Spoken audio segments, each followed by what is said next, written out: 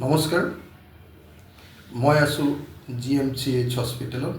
মোৰ স্বাস্থ্য বেয়া, কিন্তু স্বাস্থ্য যথেষ্ট পৰিমাণে ভাল হোৱাৰ কাৰণে আজি বিধানসভাৰ শেষৰ দিনটোত অধিৱেশনত মই যোগদান কৰিবলৈ সিদ্ধান্ত লৈছিলোঁ। কিন্তু চিকিৎসকে কোনোপধ্যে মোক অনুমতি নিদিলে। তাতকৈ ডাঙৰ কথা, আজি বিধানসভাৰ অধিৱেশনৰ শেষ দিনা মই এটা প্ৰতিবাদ কৰাৰ সিদ্ধান্ত লৈছিলোঁ। সেই প্ৰতিবাদ কৰাৰ বেনাৰখন মই আপোনালোকক দেখুৱাই আছোঁ। এই বেনাৰখন, এই প্ৰতিবাদ কৰা বেনাৰখন লৈ যাবলৈ সিদ্ধান্ত লৈছিলোঁ, কিন্তু দুৰ্ভাগ্যবশতঃ মই যাব নোৱাৰিলোঁ। আৰু আটাইতকৈ ডাঙৰ কথা যে এই বেনাৰখন মই য'ত বনাইছিলোঁ সেই প্ৰেছটোৰ ওপৰত এতিয়া পুলিচে আক্ৰমণ কৰিছে, হামলা দিছে, তেওঁলোকৰ প্ৰেছত চাৰ্জ অপাৰেশ্যন চলাইছে।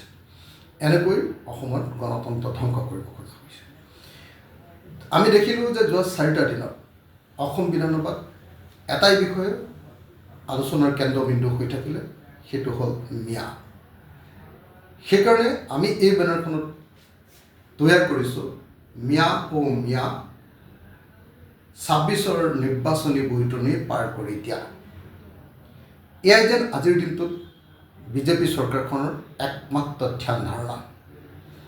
বিজেপি চৰকাৰখনে আন সকলো ইছ্যু তল পেলাই অসমৰ জাতীয় বিষয়বিলাক আঁতৰাই থৈ সেই বিষয়বিলাক আলোচনা কৰিবলৈ নিদি অসমত এটা নতুন সাম্প্ৰদায়িক আৰু সংঘৰ্ষময় বাতাবৰণ সৃষ্টি কৰিবলৈ 24 ঘণ্টা কেৱল ম্যাদ ম্যাদ ম্যাদ এই বস্তু আৰম্ভ কৰিছে। ম্যাদ খেদা আন্দোলন এটা তেওঁলোকৰ স্পন্সৰশ্বিপত, তেওঁলোকৰ পৃষ্ঠপোষকতাত কিছুমান মানুহ লগাই ম্যাদ খেদা এটা আন্দোলন আৰম্ভ কৰিছে। ইতিমধ্যে আপোনালোকে গম পাইছে যে নাজিৰাত বিজেপি দলৰ শিৱসাগৰ জিলা সমিতিৰ সভাপতি বৰগোহাঁই ডাঙৰীয়াই, আপোনাৰ ময়ূৰ বৰগোহাঁয়ে গোটেই ঘটনাটো সংঘটিত কৰিছে। সদৌ অসম ছাত্ৰ সন্থা, টাই আহোম ছাত্ৰ সন্থা, লাচিত সেনাৰ নাম লৈ তেওঁলোকক মাৰপিট কৰিছে আৰু তেওঁলোকক লাচিত সেনা জিন্দাবাদ, সদৌ অসম ছাত্ৰ সন্থা জিন্দাবাদ, আটাচু জিন্দাবাদ ধ্বনি দিবলৈ দি এটা আৱেগিক আৰু এটা সাম্প্ৰদায়িক পৰিৱেশ সৃষ্টি কৰিবলৈ যত্ন কৰিছে। এইবিলাক মই সদনত উন্মুক্ত কৰি দিছোঁ, কিন্তু তাৰ পাছতো অসমৰ মুখ্যমন্ত্ৰীজনে যোৱা 3টা দিন কেৱল আৰু কেৱল ম্যাদ ম্যাদ ম্যাদ এই বক্তব্য প্ৰদান কৰি গোটেই অসমৰ ৰাজনীতি সম্পূৰ্ণৰূপে সাম্প্ৰদায়িক কৰিবলৈ লৈছে। আমি দেখিছোঁ যে 2024ৰ নিৰ্বাচনত বিজেপিয়ে বিফলতা প্ৰদৰ্শন কৰাৰ পাছত তেওঁলোকে ভীতগ্ৰস্ত হৈ পৰিছে। হিমন্ত বিশ্ব শৰ্মা নিশ্চিত হৈছে যে 2026ত তেওঁ হাৰিব, তেওঁৰ চৰকাৰ হাৰিব, বিজেপি দল হাৰিব।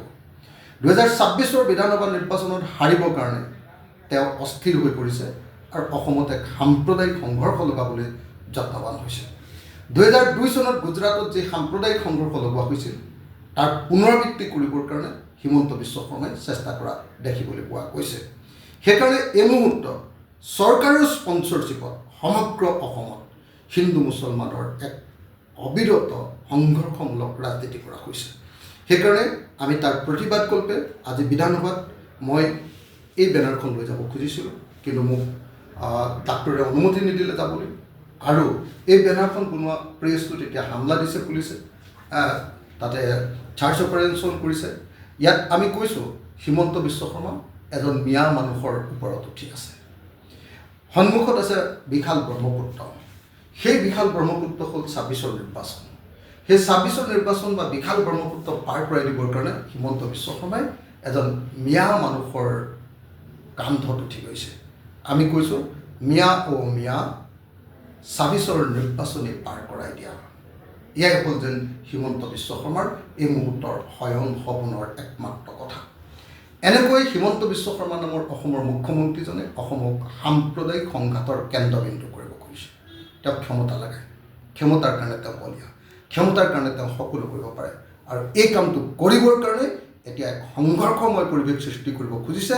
আৰু এই কথাটো ৰাইজক সোঁৱৰাই দিবৰ কাৰণে অসম বিধানসভালৈ মই আজি এই বেনাৰখন লৈ যোৱাৰ কথা আছিলে, নিব নোৱাৰিলোঁ। মোৰ স্বাস্থ্যৰ কাৰণে ডাক্তৰে অনুমতি নিদিলে, GMCH কৰ্তৃপক্ষ অনুমতি নিদিলে। সেইকাৰণে ৰাইজৰ সন্মুখত এই বেনাৰখন মই আজি উত্থাপন কৰিলোঁ, দাঙি ধৰিলোঁ। ধন্যবাদ।